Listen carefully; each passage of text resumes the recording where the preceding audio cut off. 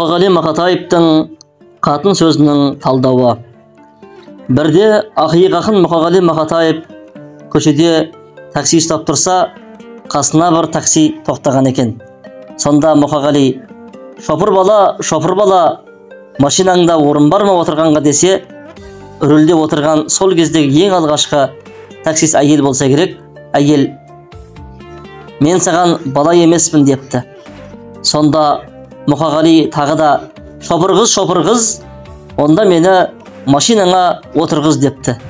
Әйел тағы да: мен саған қыз емеспін депті.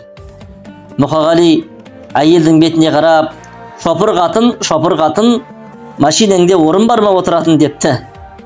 Ашуға булыққан әйел: немене, келіншек десең тіліңе жара шыға ма, қатын деп қақылдамай десе, Мұқаң айтқан екен: әй қалқам, қатын деген сөздің түп төркінін түсінбеген жан екенсің.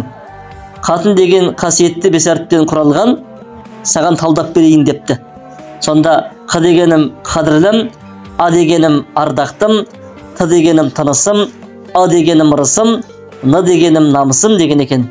Сонда әлгі әйел: отырыңыз аға, ендігі жерде қатын болып жүре берейік деген екен. Мәтінді оқыған Қанат Айтөбе.